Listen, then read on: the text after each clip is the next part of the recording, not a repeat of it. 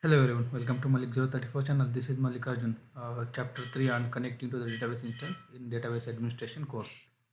The one who has to connect to database, either it might be application or it might be any client tool or it might be SQL to SQL developer or Toad or whatever application it is. If one has to connect to database, basically he needs his user ID and password and the host name where database is running. For example, this is server A. Server A is the host name or IP address of that host uh, that is needed, and then the database name, which database he wants to connect, that database name he needs, and in which port it is listening. He needs a port name, and in which protocol, TCP or UDP, which protocol it is listening. He needs that protocol name. So if he has all these details, so he can easily connect to database. For example, suppose if I'm trying to connect using Toad, I can use my username and password, and this all details I will pass along with username and password, and then I will get connected to my database. So uh, for example, this all details information together, we can call it as a connection string. You can see here in my right hand side tnsname.ora. Tnsname.ora is a tns file where it has my connection string. See, you can see here, right? Protocol, TCP, host name and port name, and the service name, it is a database name. All this together I am assigning to my SID. Either you can pass it my SID or you can pass it this entire connection string. Both will work out. So this my SID short name we are giving for ease of understanding. Rather than giving this entire thing, I am just giving my SID. Username and password with my SID, I am able to connect. Username and password with all this connection string, I am able to connect. So I will show you how this TNS looks and how to connect to database. So I already opened my database server here. So host name I will show. My host name is no dbnode1 localdomain.com and my database name is devdb. You can see, right, my database name is devdb is running, and I am inside my Oracle home network admin, that is a TNS admin location. So I'm going to cat my tns name.ora. My tns name.ora is contains devdb has a connection string, all these details. You can see the host name, what you can see here, what you saw here, right? Host name, and then this particular port, and this is database name, and this is particular protocol it listening. So if I do just TNS ping of this devdb, see it, I am getting okay 0 second 0 millisecond, right? I'm able to connect to database. So rather than that, if you can ping this entire connection string TNS ping, I'm giving in double quote, I'm able to connect, okay, millisecond. So either you can pass the entire connection string or you can pass uh, just a short name of that. So I have a username Malik. I'm going to connect SQL plus Malik is the username inside database. Yes, Malik slash password is a Malik, and I'm going to connect with the TNS details. What is the TNS details? I'll go. I'll show you once again. This is my TNS names. What is the connection string? Either devdb I can pass, either this entire connection string I can pass. So I'll just pass devdb right now. SQL plus is a connection client tool, and then Malik slash Malik username and password at the rate. This is my connection string. So I'm able to connect to database. So rather than this Malik, I can give my entire connection string. My entire connection string is here.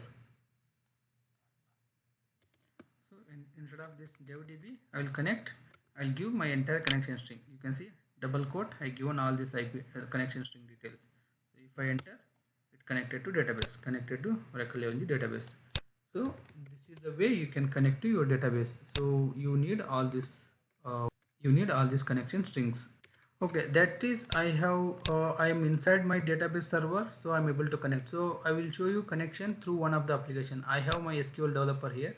I'm going to connect to my devdb database. I'm going to connect with the new connection details.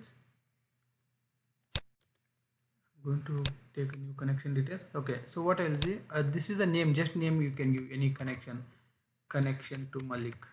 Username is Malik, and then I can give actual username, database username. Database username is Malik and the password is Malik.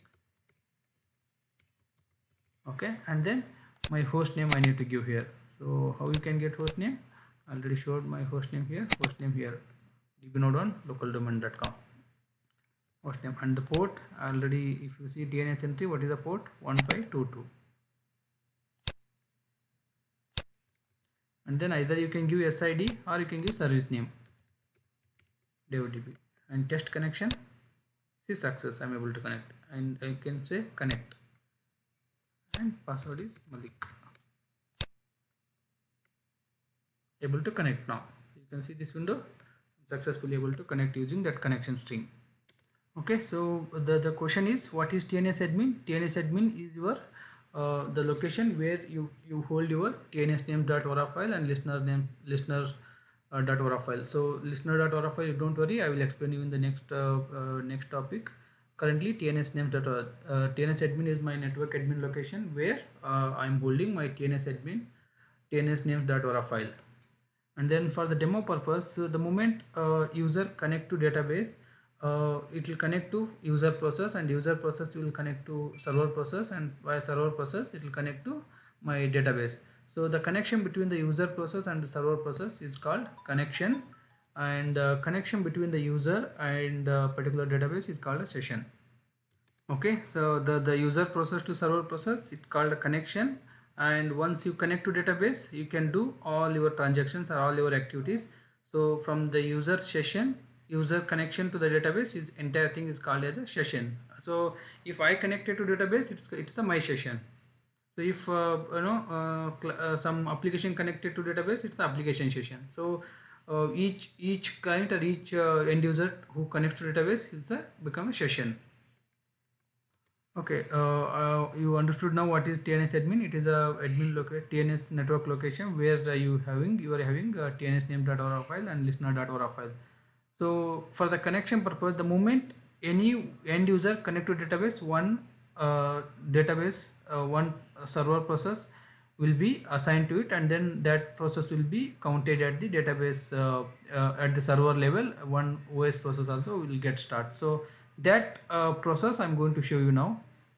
For example, I will do ps-ef grep ora, and count I will do right now.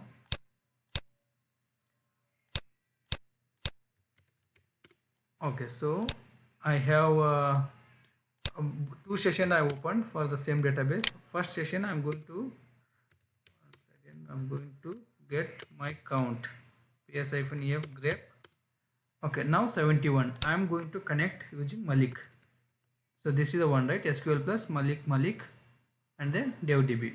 So I'm going to connect. I connected to one database. This is my session. So now if you see at the count, it is increased to 73. So now I will disconnect, and then one process will get disconnect. You can see now 71. So whenever you connect, the new process will be added to your database. ps-ef grep ora.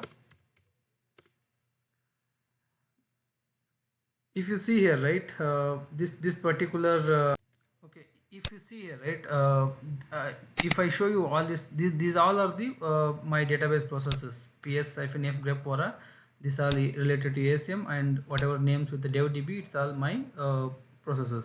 Here, right, Oracle and Oracle DevDB local equal to no. This is the one whenever any client try to connect, one process will be get started. You just observe here, ps-ef grep.